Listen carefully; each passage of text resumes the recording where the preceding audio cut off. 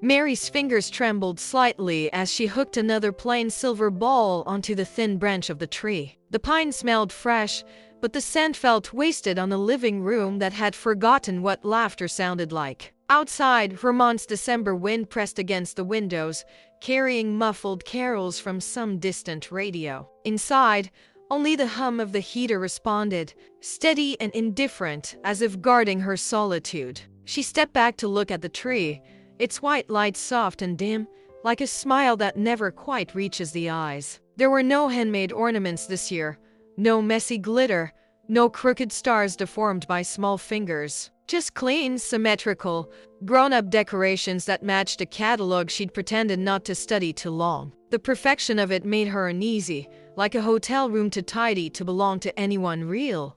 Mary crossed her arms and swallowed the tightness forming at the back of her throat. It was Christmas again, and once May's, the chairs around her table would stay perfectly, painfully empty. She adjusted one of the ornaments that didn't need adjusting, just to keep her hands busy. The lights blinked slowly, but the rhythm felt tired, like a heart that had been disappointed too many times.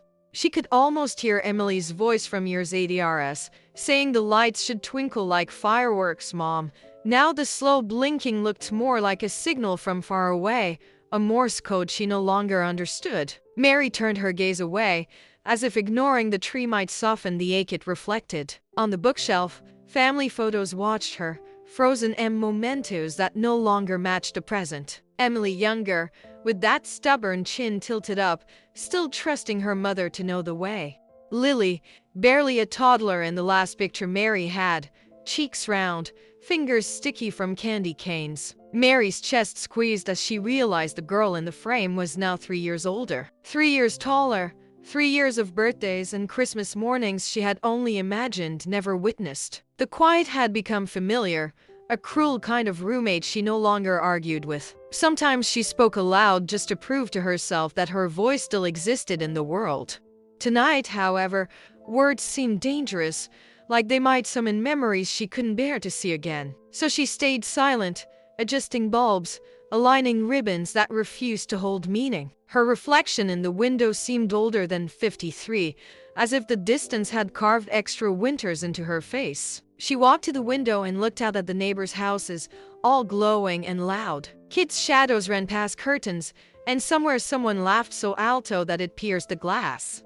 Mary felt like she was standing outside a story she once belonged to but had been written out of. The snowflakes drifting down looked gentle, but she knew how cold they felt when they finally landed. She turned away before envy could settle in, before the bitterness had time to name itself. When she faced the tree again, it stared back, dignified and empty, like a stage after the audience leaves. The star at the top shone just enough to be seen, not enough to inspire.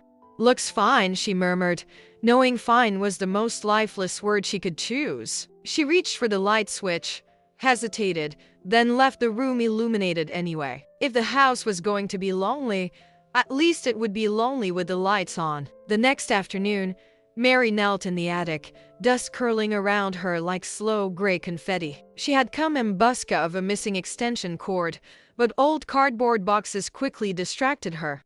Their ink labels had begun to fade, but the words were still sharp and meant. Christmas, Emily's school, baby stuff. Her gloved fingers paused over one box marked simply keepsakes. Something inside her shifted. A quiet warning and a quiet invitation at the same time. She pulled the box toward her, the cardboard rasping against the wooden floorboards. The air smelled of old wood, mothballs, and the faint sweetness of time long gone.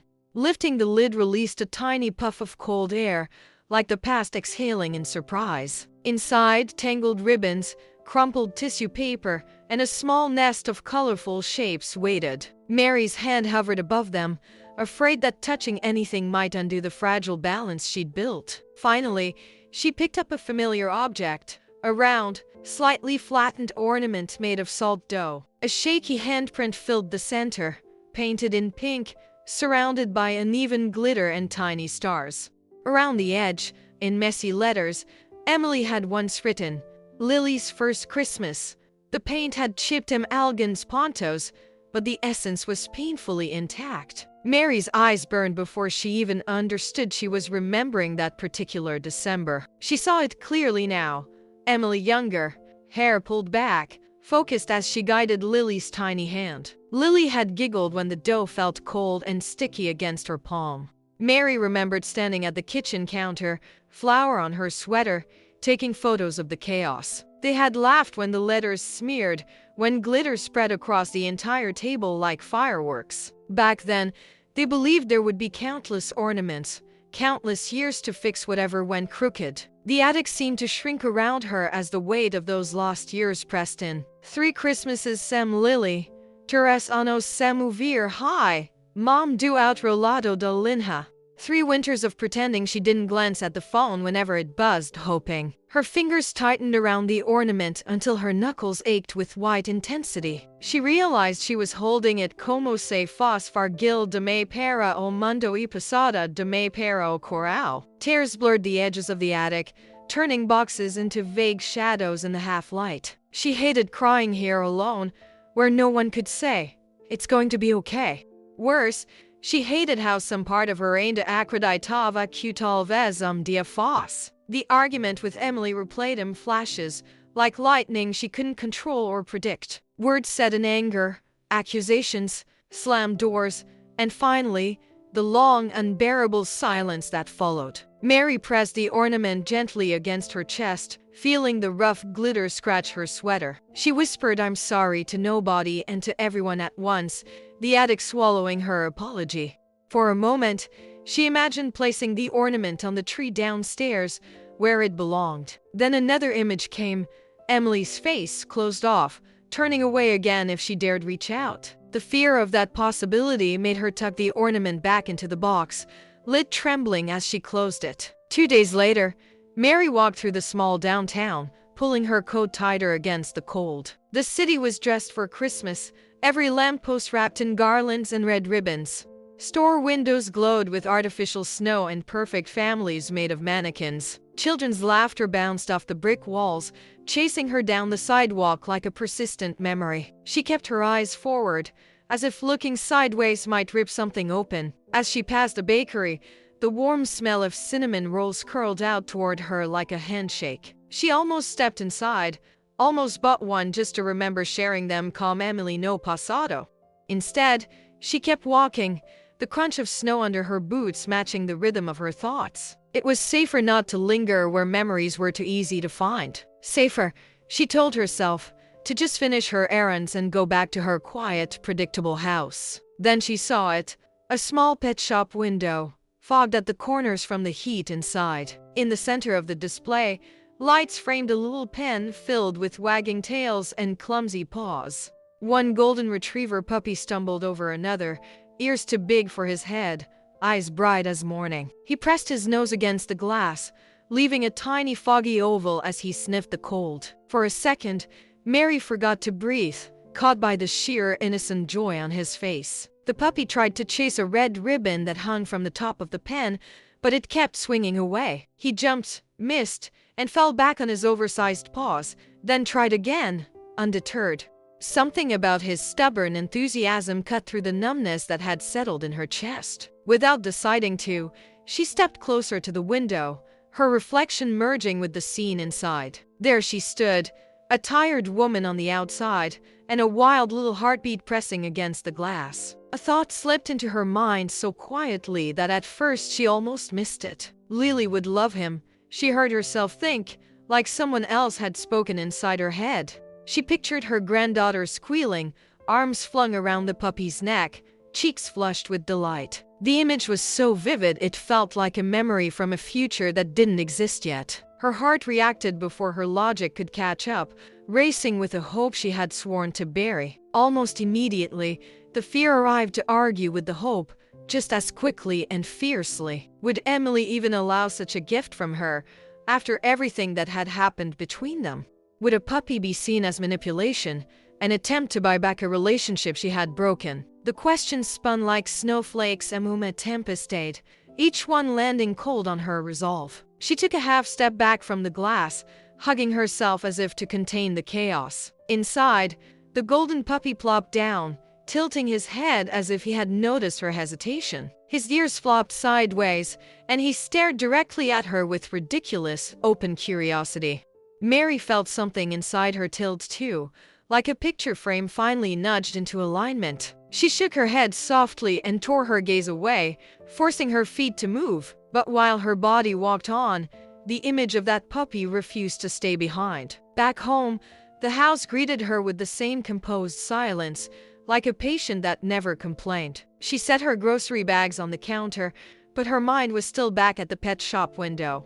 The golden puppy's face replayed in her thoughts, bright and unguarded, asking for nothing yet offering everything. She tried to focus on unpacking, lining up cans and boxes with mechanical precision. Each ordinary movement felt like a flimsy shield against the storm building quietly inside her. The tree still stood in the corner, its lights on a timer, blinking as if out of habit. Mary glanced at it and noticed how carefully neutral it looked, as if afraid to offend anyone. It was a tree that belonged to nobody in particular, decorated for an audience that never arrived. She thought again of the salt dough ornament hidden di novo na cakesa lm chima, and then, inevitably, of Lily's hands buried in soft golden fur that didn't exist in her living room. She sat at the kitchen table, fingers wrapped around a mug of coffee gone lukewarm. The idea of buying the puppy floated in front of her like a fragile balloon. If she reached for it, would it lift her, or would it pop and vanish, leaving only sting? Her thoughts circled Emily, the last awful argument, the things she wished she'd never said. "If you think you can control my life forever, you're wrong," Emily had shouted, voice shaking. Mary had answered with her own fear disguised as certainty, insisting she knew what was best. Underneath, she'd been terrified of losing her daughter, but it came out as anger instead of honesty. When Emily walked out, carrying Lily on her hip, Mary thought it would just be a cooling off. Days turned into weeks, weeks into months, and pride became a wall she didn't know how to climb. Now, 3 years later, that wall felt like part of the landscape, permanent and cold. The thought of texting Emily made her stomach twist into something hard and uncooperative. How do you start a message after so long, after so many unsent drafts and unshed tears?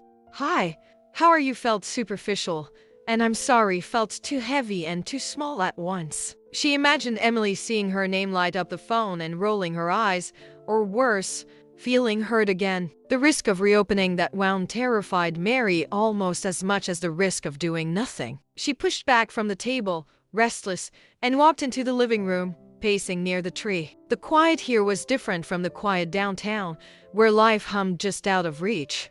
Here, the stillness felt like a verdict, like the house itself had decided this was her fate. Mary brushed her fingers along a branch, watching it sway under the gentle pressure. How easy it was to move something that wasn't rooted in years of pain and misunderstanding. Her mind kept looping the same fragile possibility, a puppy as a bridge, not as a bribe, something innocent, something that brought joy sem peter nada am troca. Yet, she knew gifts could be misunderstood, intentions twisted by past hurts and old fears. Would Emily see it as a peace offering or an intrusion, an attempt to step where she wasn't welcome? The uncertainty sat in her chest like a stone she couldn't swallow and couldn't spit out. As evening fell, the room warmed with the soft glow of the Christmas lights. Mary sank onto the couch, feeling smaller than the shadows stretching along the walls. She closed her eyes and pictured Lily's face as she imagined it now, a little older. What if Lily didn't even remember her voice, her smell, the way she used to sing off-key? The thought hurt so deeply that it twisted into something else, a stubborn, quiet resolve she hadn't felt in years. The next morning, Mary woke earlier than usual, the world outside still wearing its pale blue dawn. For a moment she lay still, wondering why her heart was already beating faster than normal.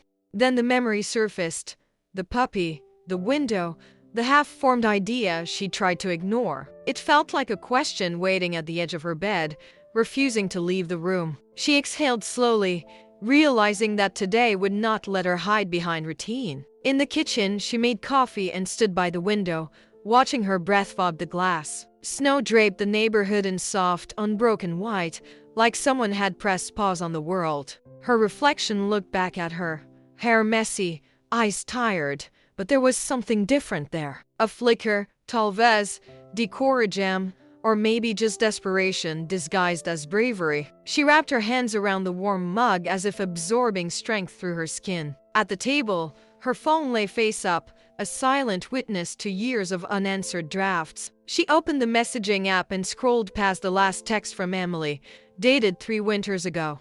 Her chest tightened at the sight of it.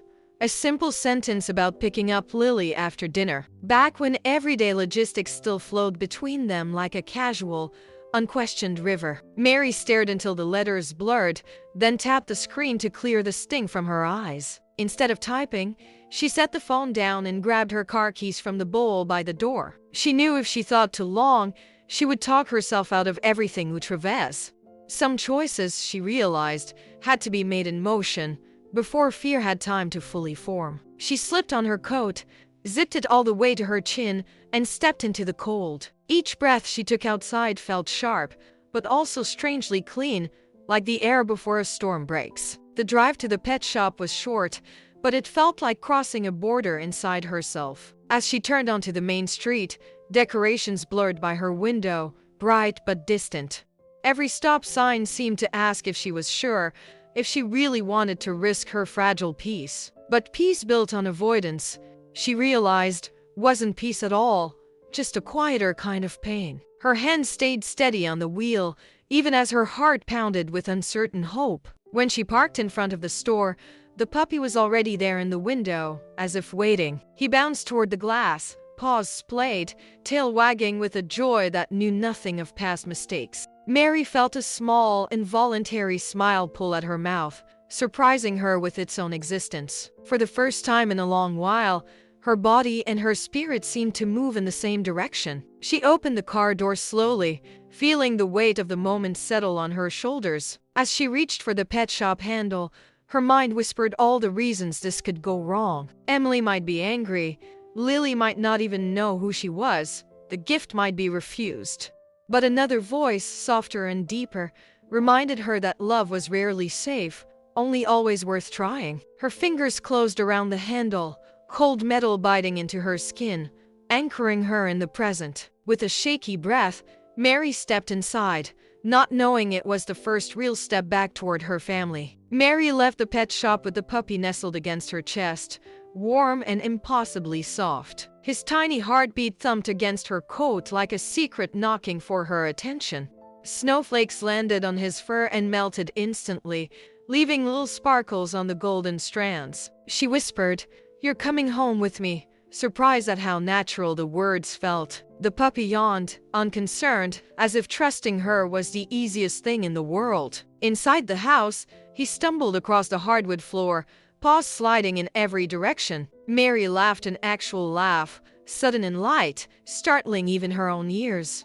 He sniffed every corner, tail wagging like a small flag determined to stay hopeful. When he found a loose slipper, he carried it proudly as though rescuing a treasure. Mary followed him, feeling something open in her chest with every silly step he took. She set down a small water bowl, watching him lap at it with noisy satisfaction. Droplets splashed over the rim, dotting the floor like tiny silver beads. He sneezed suddenly, shook his ears, then looked up at her as if apologizing. The innocence of it hit her unexpectedly, a wave of tenderness she couldn't restrain. She knelt beside him, touching his soft fur, grounding herself in the present moment. In the living room, the Christmas lights blinked their slow, tired rhythm. But now the room felt different, like a stage no longer empty but waiting for joy. The puppy chased a reflection from one of the ornaments, pouncing clumsily. He barked once, surprised by his own voice, then barked again just to check.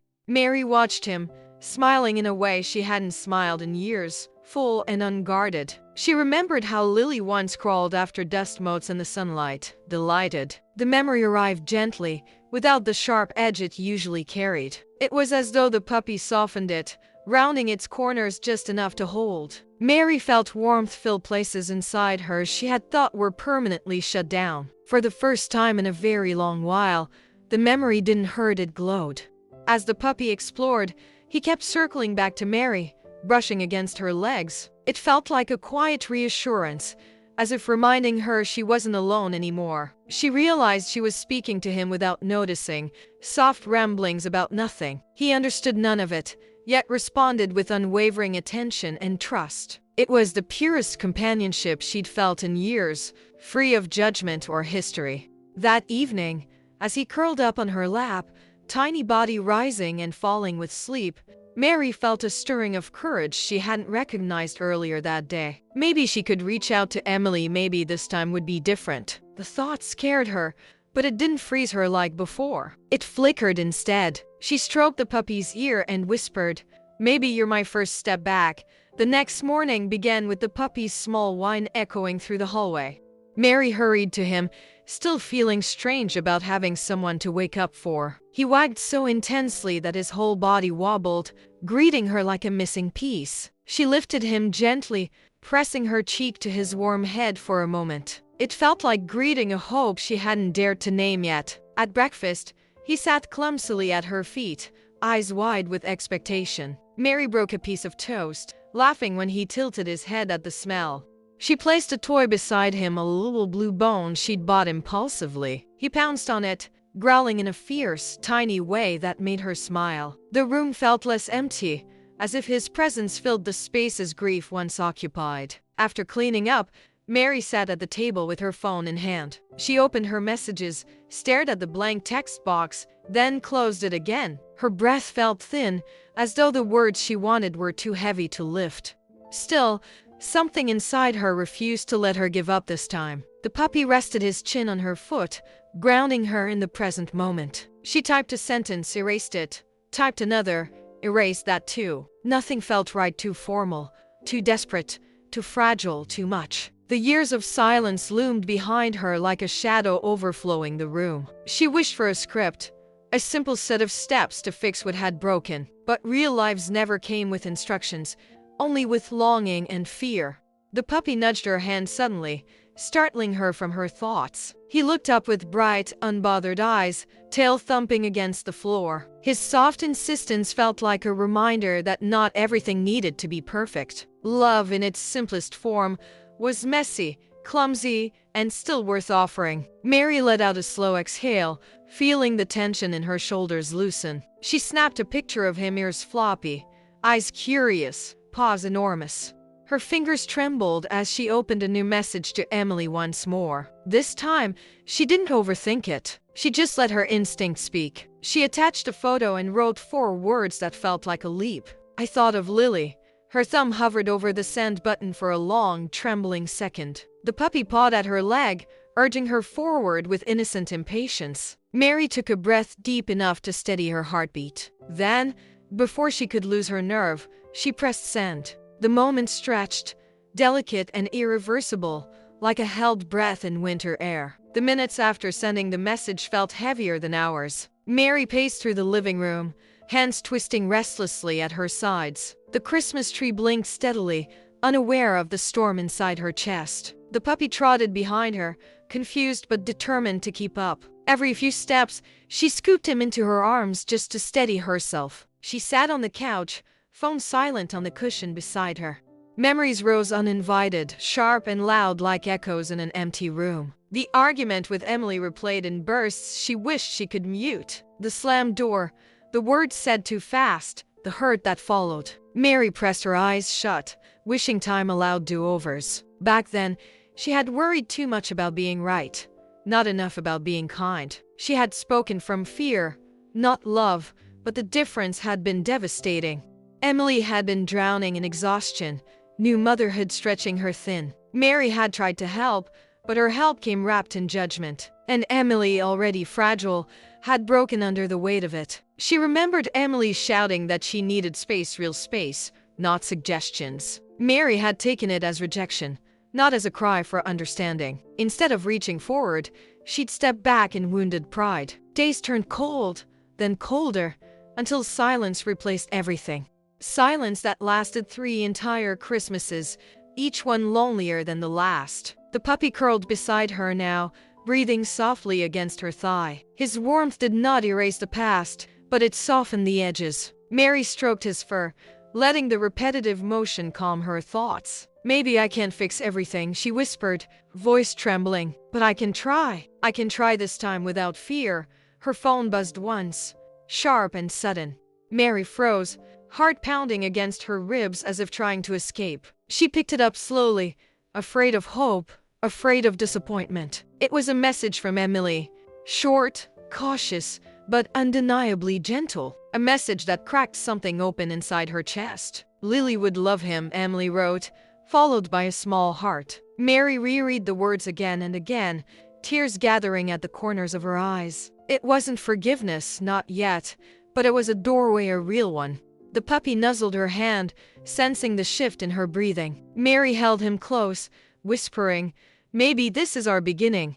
The next morning felt different, as if something subtle had shifted in the air. Mary woke with a soft flutter in her chest, almost like anticipation. The puppy greeted her with boundless joy, as though nothing painful had ever existed. She lifted him, letting his warm body rest against her shoulder for a moment. It was easier to breathe with him nearby, easier to believe in small miracles. As she made breakfast, her phone sat on the counter within reach. Every glance toward it reminded her that Emily had really responded. It wasn't closure, but it wasn't distance either. It was a small opening. That opening felt fragile, like a thin sheet of ice that might break under pressure. Still, it was the closest thing to progress she'd seen in 3 long years.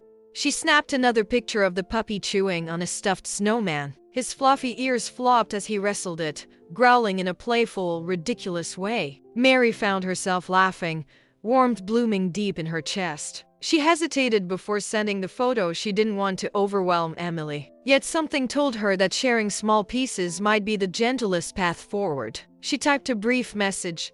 He's full of energy this morning. The words felt safe, light, unthreatening, a soft step instead of a heavy one. She added the photo, thumb lingering over the screen. This time, pressing send didn't feel like a fall. It felt like reaching out a hand. She exhaled slowly, letting hope settle in the quiet between heartbeats. Emily replied a few minutes later with a simple laugh emoji and a question. What's his name? She asked, as though it were natural to ask her mother anything. Mary stared at the question, struck by the tenderness hidden inside it. She realized she hadn't named him yet, afraid of the attachment it implied. But maybe naming him was part of saying yes to this new beginning. She looked at the puppy, who was tugging on her robe with determined enthusiasm. Bright, she said aloud, testing the name in the room's soft morning light. It felt right, simple, hopeful, uncomplicated. She wrote back, Bright. His name is Bright. Emily sent a small heart and the words, Lily will love him. Mary sat down on the couch, tears welling as relief washed through her. Bright curled beside her, nibbling gently on her fingers. The house felt fuller, warmer, more alive than it had in years. Maybe healing didn't arrive in grand gestures, but in small, steady ones. Mary whispered, Thank you, unsure if she meant the puppy or the universe. The day stretched quietly, filled with tiny signs of change Mary didn't dare name. Bright followed her from room to room, a golden shadow with unending curiosity. Every time she bent down, he tried to climb into her lap, tail sweeping the air. His presence wasn't just company, it was permission to hope again. A hope that felt fragile but beautifully alive. In the afternoon, Mary sat on the floor, helping Bright with a new chew toy. He stumbled as he tried to drag it, determined to conquer the oversized challenge. His persistence made her smile, reminded her of someone she used to be. Someone who believed problems could be solved with enough heart. Someone she hoped she could become again. Her phone buzzed twice, then a third time. Bright barked as if announcing it, the little tail whipping wildly. Mary picked up the phone, heart racing faster than she liked. It was a longer message from Emily, more words than she'd seen in years. Words that bit at the ice she'd been carrying inside. Emily wrote that Lily had been asking more about her lately. She said her daughter remembered Grandma Mary with the warm hugs. She admitted she had been unsure about reaching out, unsure how to begin. But the picture of Bright had softened something in her too. She ended with, Maybe we can talk soon. I think it's time. Mary pressed a hand to her mouth, trying to steady the trembling. The room blurred as tears filled her eyes, hot and unrestrained. 3 years of silence, broken by a few honest lines on a screen. She felt gratitude crash over her, raw and overwhelming. Bright nudged her arm, sensing the shift, grounding her with simple presence. She typed slowly, wiping tears from her cheeks between each line. "I would love that. I'm here whenever you're ready." She hesitated, then added, "Tell Lily I think of her every day." It felt vulnerable, but true in a way she couldn't deny anymore. She hit send, heart trembling but steady, like a new rhythm forming inside her. The sun began to set outside, casting soft gold across the quiet room. Bright curled up beside her, settling into the crook of her arm. Mary felt something she hadn't in years, a gentle, genuine peace. Not perfect, not complete, but real enough to rest in. She whispered, "We're getting closer, little one. I can feel it." The message came early in the morning, arriving softly but hitting hard. Emily wrote that she and Lily could stop by sometime this week to meet Bright. Mary read the sentence again and again, hardly trusting her own eyes. Her breath caught, trembling inside her chest like something newly hatched. This was the moment she had dreamed of and feared in equal measure. Bright barked impatiently, nudging her leg with youthful insistence. He had no idea how the world had just tilted inside her living room. Mary knelt to pet him, grounding herself against his steady warmth. "You did this," she whispered, voice breaking into a fragile smile. He wagged his tail in loud approval, as if claiming the credit proudly. She walked through the house, touching objects without purpose or reason. Every corner suddenly felt exposed, every shadow carrying old memories. She wondered if Emily would notice the absence of former pictures, if Lily would remember the kitchen where she once smeared frosting everywhere. The past hummed around her, a mixture of love and regret woven into the walls. Mary stood before the mirror, startled by the hope reflecting back. Her eyes looked brighter, though rimmed with nerves that shimmered faintly. She smoothed her hair, realizing she hadn't cared about details in ages. Bright paced behind her, occasionally stopping to observe her anxiety. His quiet loyalty made the moment feel less heavy, less impossible to face. She imagined the knock on the door, imagined Lily's voice after so long, imagined Emily standing on the porch, no longer distant but present. The images made her heart swell, but also tighten with fear. What if the meeting went wrong, reopening wounds instead of healing them? The possibility hovered like frost on glass, delicate and dangerous. Mary sat on the couch, forcing herself to breathe slowly and deeply. She knew reconnection wasn't guaranteed, wasn't simple, wasn't magic. But she also knew she couldn't let fear be the author of her life anymore. Not after Bright. Not after hope had finally scratched its way back in. She whispered, "I'll take whatever step comes next," letting the truth settle. With trembling hands, she typed her reply to Emily. "Yes, whenever works." She read it twice before hitting send, feeling the weight and release. The house felt different afterward, lighter, as if the air had shifted. Bright curled at her feet, aware that something important had changed. Mary placed her hand over her heart, whispering, "It's time to be brave." The morning of the visit arrived wrapped in soft winter light. Mary stood in the living room, unsure where to place her hands. Bright ran circles around her legs, energized by her rising tension. She kept adjusting the throw pillows, though they were straight already. Every motion betrayed her nerves, fluttering just beneath her skin. She walked to the kitchen and wiped the spotless counter again. Old habits resurfaced, preparing, tidying, creating order from chaos. But this wasn't about the house. It was about the people coming into it. She tried to rehearse what she might say when Emily walked in, but every practice line felt artificial, too heavy or too light. Bright tugged at her shoelace, grounding her with his simple need. She picked him up, holding him against her like a living anchor. His fur smelled faintly of lavender from last night's bath. He snuggled into her shoulder, untroubled by the emotional storm. Mary closed her eyes, pulling strength from his quiet trust. Her thoughts drifted back to the first time she held Lily as a baby. The way Emily had looked at her then, tired, joyful, vulnerable. They had been a team once, navigating new motherhood together. But over time, fear had hardened Mary's guidance into control. She wished she could go back and choose softness instead of certainty. A car door slammed outside, jolting her back into the present. Her pulse spiked as reality took shape beyond the window. Bright wriggled from her arms and ran toward the entryway. His excited bark filled the house, warm and bright as sunlight. Mary followed slowly, every step a fragile leap of faith. She reached the door but hesitated, hand hovering near the knob. 1,000 unspoken apologies pressed behind her ribs.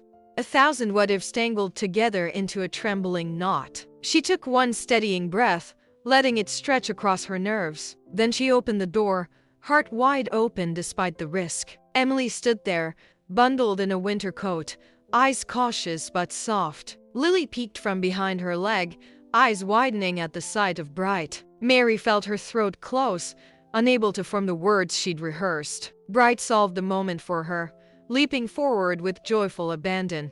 And in that instant, words didn't matter, the connection began anyway. Lily rushed past Mary with a squeal, dropping to her knees beside Bright. Her laughter filled the house, bright and contagious like summer sunlight. Bright wriggled wildly, licking her face and pawing at her mittens. Mary watched the scene, her heart both blooming and trembling. It felt like seeing a memory she'd been starved for come back to life. Emily stepped inside slowly, closing the door behind her.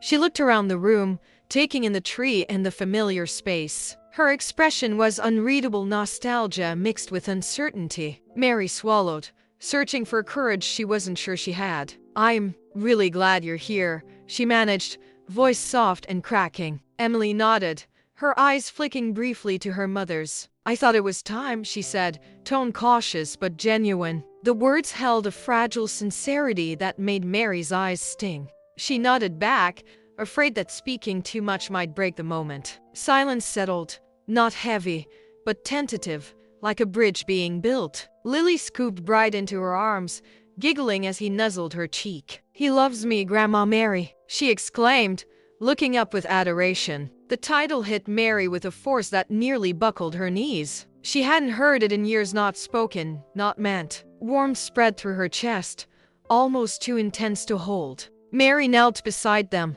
moving slowly to avoid overwhelming anyone. Bright wagged his tail as if encouraging her to join. Lily leaned into her without hesitation, soft and trusting. The simple gesture unlocked a well of emotion she had kept sealed. She placed a gentle hand on Lily's back, grateful beyond words. Emily watched from a few steps away, eyes thoughtful, guarded. Mary could feel the tension, the unspoken history between them. She wished she could erase every hurt with a single sentence. But healing wasn't instantaneous. It was a journey, step by step. Still, this moment the softness felt like a start. When Lily ran off to explore with Bright, silence returned between them. But it wasn't the bitter silence of years past. It was honest, open. Mary turned to Emily, meeting her eyes with vulnerable steadiness. "Thank you for coming," she whispered, voice trembling. Emily nodded, and for the first time, didn't look away. They moved to the living room, sitting awkwardly at first. Bright curled beside Lily, the two of them a whirlwind of warmth. Mary sat across from Emily, hands clasped tightly in her lap. She felt like every breath might shatter the fragile peace. But Emily's calm presence softened the room's edges. Emily looked at the tree, then at her mother. "It looks different," she said quietly, not unkindly. Mary followed her gaze, seeing the emptiness she had created. "It hasn't felt right to decorate much these last years," she admitted. Her voice wavered, revealing a truth she had long avoided speaking. Emily exhaled, shoulders lowering slightly. "I know we hurt each other," she said, gentle but honest. "We both said things we shouldn't have." Mary nodded, blinking back tears she couldn't hide. "I'm sorry," she whispered, the words full and trembling. Emily's eyes softened, though pain lingered behind them. "I know you were trying to help," she said, voice quieter. "But I needed space to figure things out my own way." Mary nodded again, throat tightening at the admission. "I should have listened instead of pushing," she murmured. For a moment, neither spoke, but the silence felt different now. Not empty, not hostile, just tender and raw with possibility. Mary watched Emily trace a thread on the couch cushion.